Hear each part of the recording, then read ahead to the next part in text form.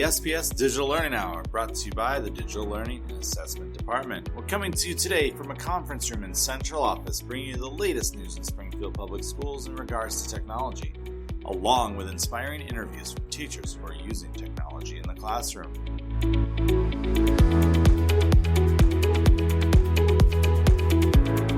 Thanks for joining us today. I am your host, Mike Thomas, the Bearded Tech Ed Guy. You can find me out on Instagram, Facebook, and Twitter at Bearded Tech Ed, or you can find me on my website, beardedtechedguy.com. A few newsworthy items that have come up in the last week. Bing app. If you have not downloaded this to your personal device, it is an amazing tool. And one of the reasons why it's amazing is not just a search engine. You could actually take pictures of math problems and they can not only show you how to solve it, they can also point you to materials to use to help you with your work. So the Math Helper is part of the Bing app. So go check that out. It's a pretty awesome tool.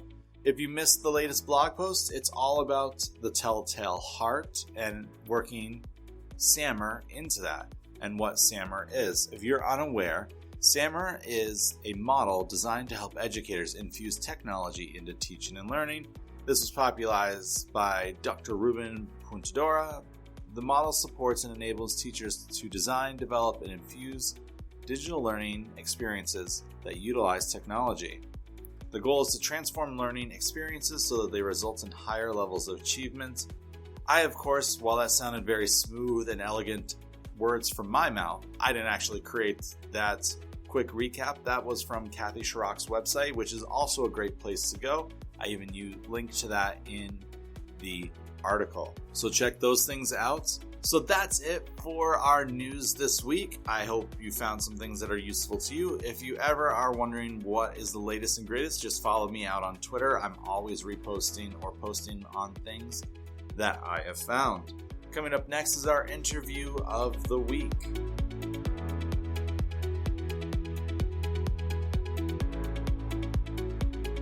For this week's interview of the week, I met with teacher Katherine Kruser over at Mary Pottenger School. She is the music teacher over there, and she is doing some awesome things with technology in the classroom, and it was just an awesome conversation that I definitely felt lifted up afterwards, and I know you will too, so listen in.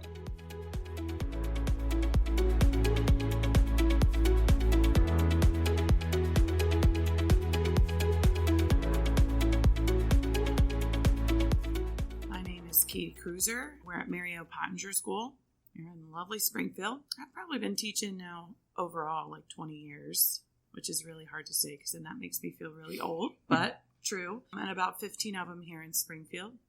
I've been at this school in particular for about 14 years, teaching music all the whole time. And now just the last few years taking over as the tech coordinator here at the building, just because I know a little bit about technology and can not be scared about fixing things and things exploding if I try to fix them, but I'm trying to help my staff out. Well, hopefully nothing's exploding. No, we got close. One of the batteries got a little bit hot inside of some of our computers, but no exploding. No exploding, hopefully not. For majority of your time, it sounds like you've been here at this school. When it comes to that early years of teaching, and with you teaching music, how did you incorporate technology into it, or was it really just you had a CD player and you played music, or like? Well, that's really what it started out, and everybody was okay with that being the tech because it wasn't really a push yet. It wasn't really as important. It was more about writing and like adding writing into my music, which is like, I don't know, counterintuitive to me.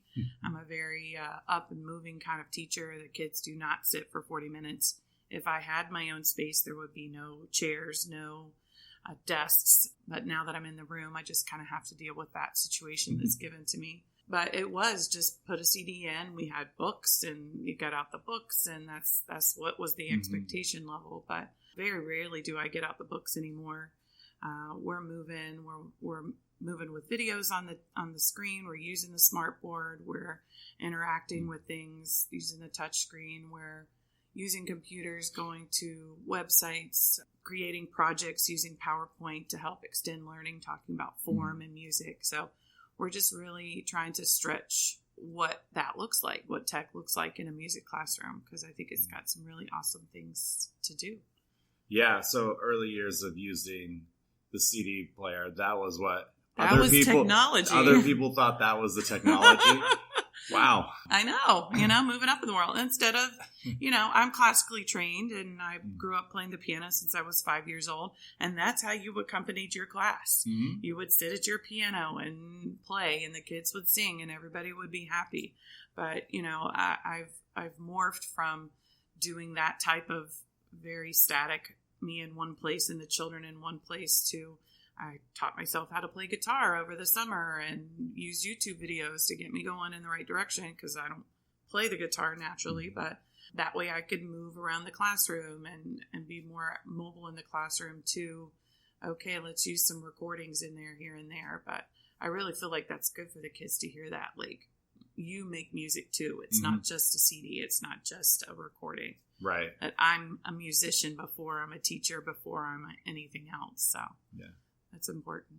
So I do have to ask, because the school that I taught at, we only had art. Because it was, for the longest time, up until this year at least, it was you get one or the other. Mm-hmm. And so our principal wanted an art teacher. So what does music look like in the classroom for our students right now?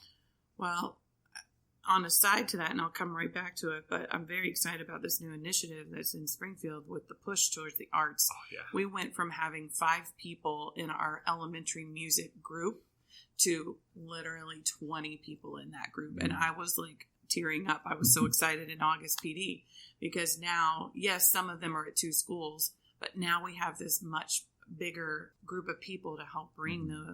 the arts to a much needed demographic in our city. Go back to what does music look like in the classroom? Because I personally have not experienced that in Springfield. So I usually come in and do some sort of social circle song, something where they have to interact with another, either just, eye contact or actually touching and, hands, mm-hmm. and we're in a circle, because they do not get enough of that. There's a lot of screen time. There's a lot of individual work. There's a lot of writing out of, all that kind of stuff. So I really feel like that's something that's important to me, because music is very social. Mm-hmm. It's a way that people can communicate with one another without having to say a word. They can sing a tune, they can clap a beat, and they understand each other. So that's how we start out, 5 or 10 minutes of doing that. And then we go into our core lesson. And right now we're studying beat. So we're doing a lot of like keeping a steady beat and just feeling that pulse inside your body, and using bean bags to touch your body and to the steady beat, and scarves, and you name it. It's very interactive, very, but at the same time, I don't water down the terminology for music. Mm-hmm. I want them to understand the difference between a beat and the rhythm of a song. There is a difference between that. People don't realize it. They think they're interchangeable. So I say, like, the rhythm is how the words go, and the beat is what you keep. That stays the same the whole way through the piece. Unless you've got those crazy musicians who change. And we're to go from 3/4 to.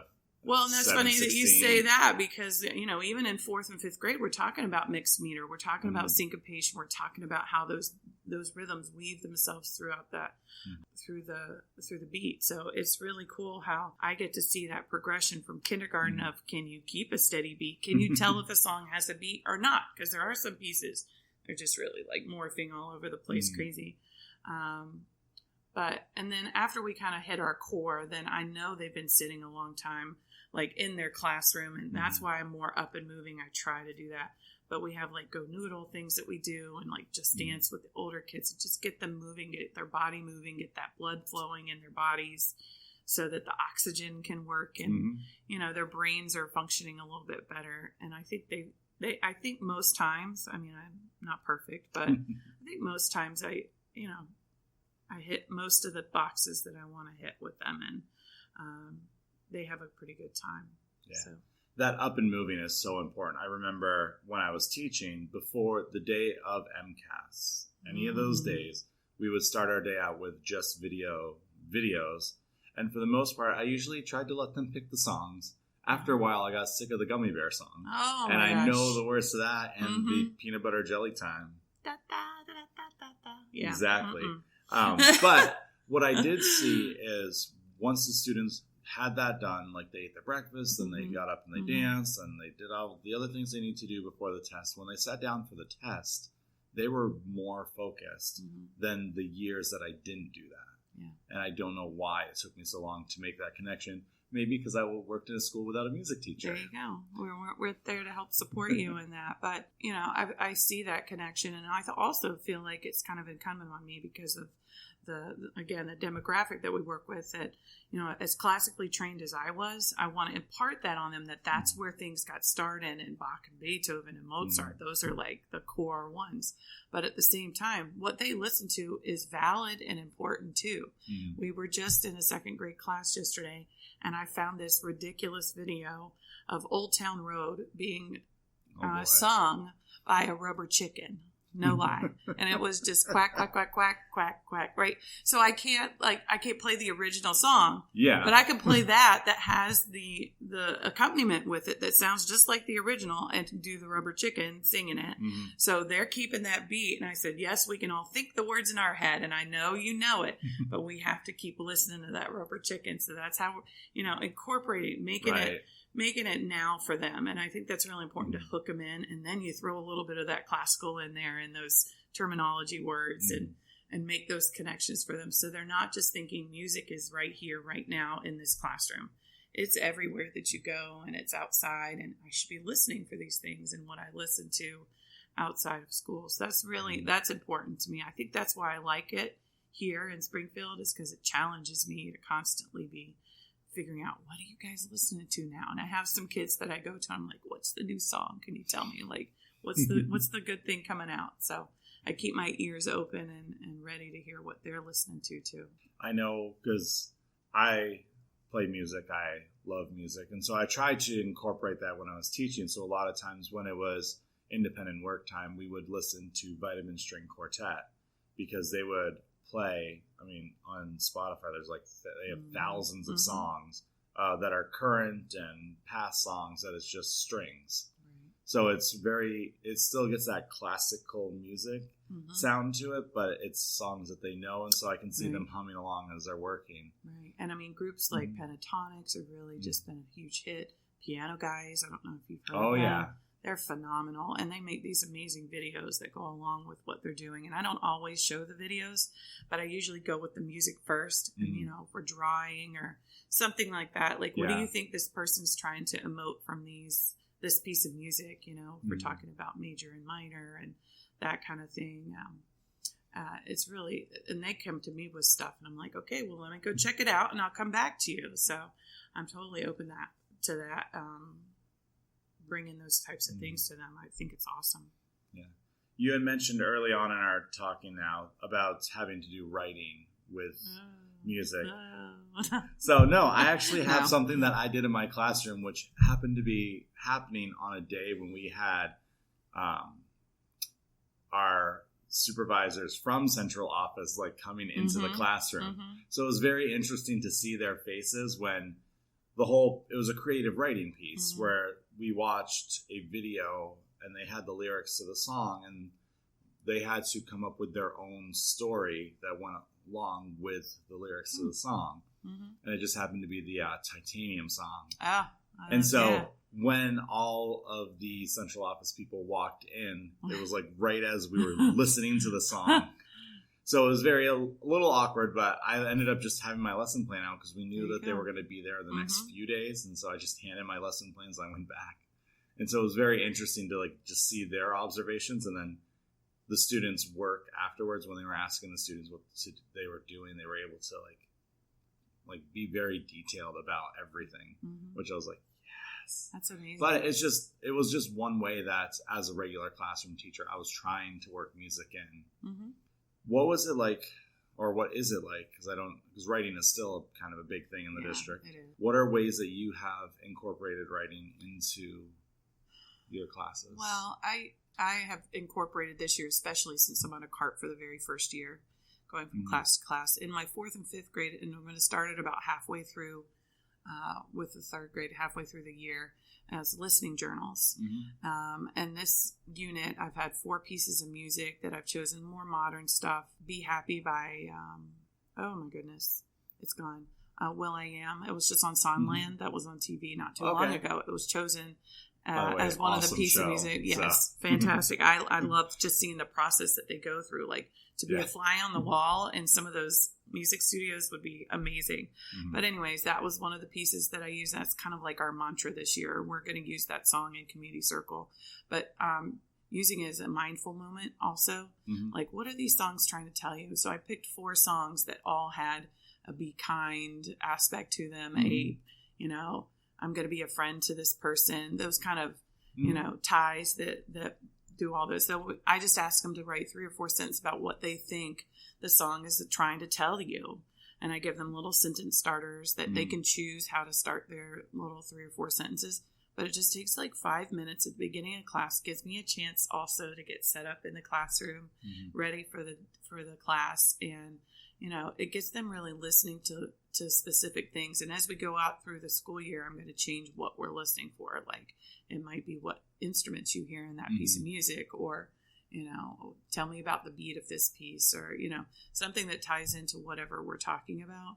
So they're still writing, but they're writing about what we're talking about, which then that way I can also have that as a piece of important documentation. Like, this is what we're doing. I can show progress. And I said, it's not about how we start, it's how we end. And hopefully your ears are getting better at listening for what you're supposed to listen for. So, they're getting better at expressing that because we're giving you those words during class. Like, these are some of the words you might use in your next journal entry. It's a work in progress. We're seeing how it goes, but I'm pretty encouraged by a few of the classes right now. They're really thinking deeply about it because I've just finished my first unit, believe it or not. And I'm taking them up and reading what they have. And it's really interesting to see what they picked up from the lyrics because everybody interprets it different. Oh, absolutely. I had one 4th grader, a little boy, and he was listening to a song and he literally started, like, put his head down and cried.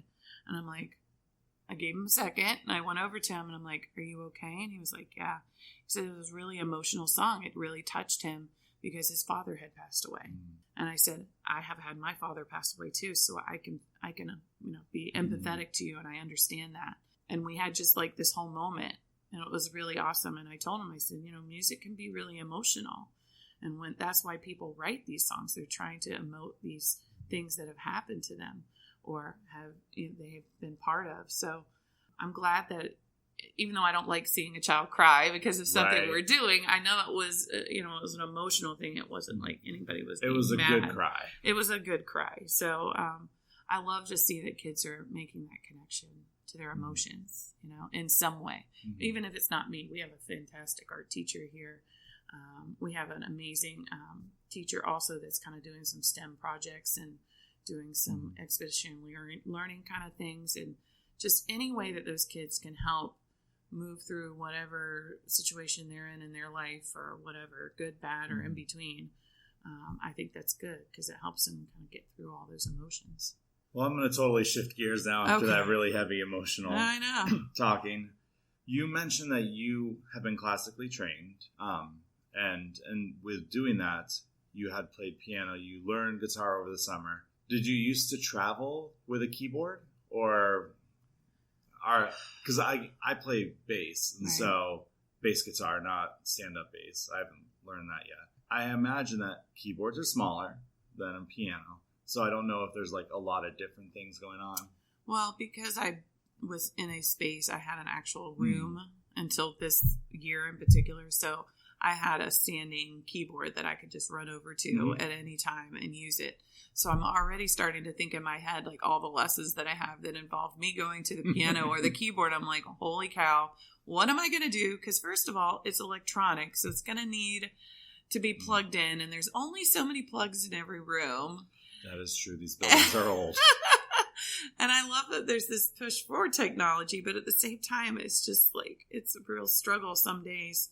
Like I've gone to a Bluetooth speaker instead of a plug-in because it's just so much easier to push the button, it turns on and it's connected and ready to go. And one less thing I have to plug in. But, that's a realistic situation. Like I feel comfortable on the piano, so how am I going to make that work, And going to class, and I haven't quite figured that out. Might go to a 2-cart system.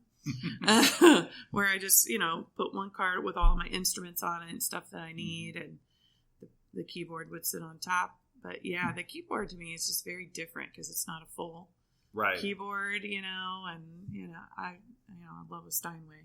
I love a good Steinway, but I'm pretty sure you need a classroom for that. Yeah, I don't think that would be classroom to classroom. It's not going to work. But anyways. So maybe that's a DonorsChoose to build a new wing onto Pottenger here.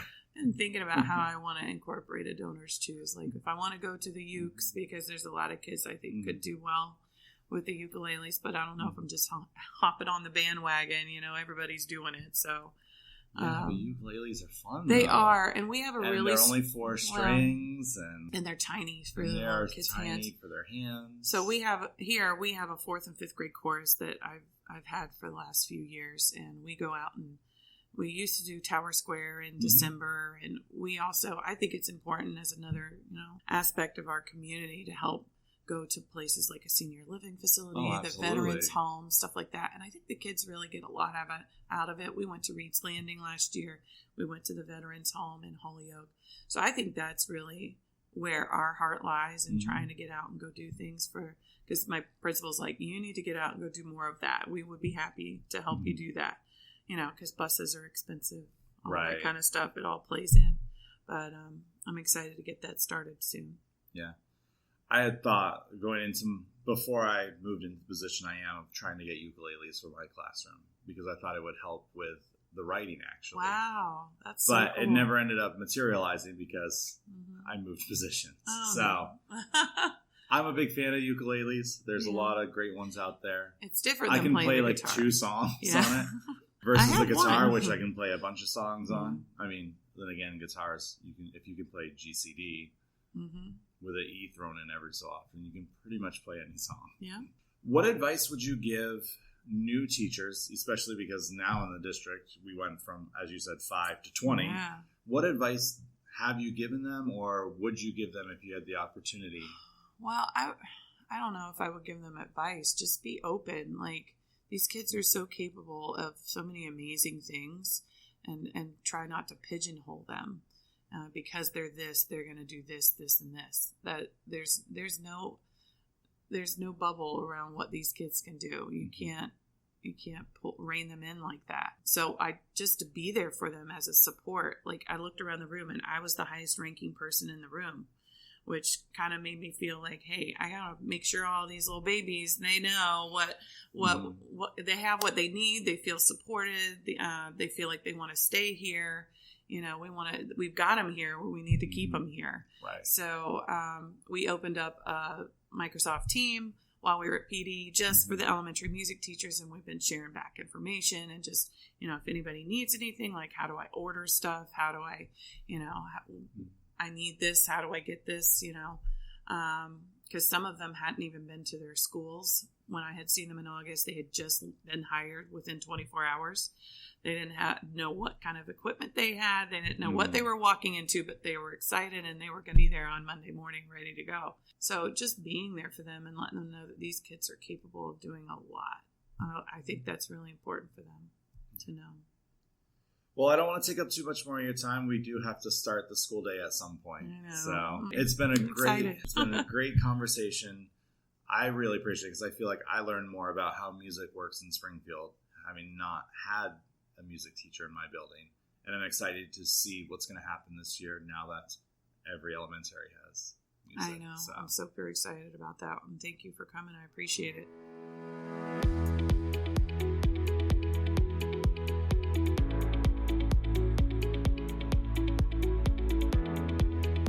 I don't know about you, but I love hearing about teachers who have students up and moving around and doing their work that way, and using the smart boards well and using PowerPoints well in the classroom, especially for teaching things that can seem very complex, but the more you dig into it, the more beautiful it is.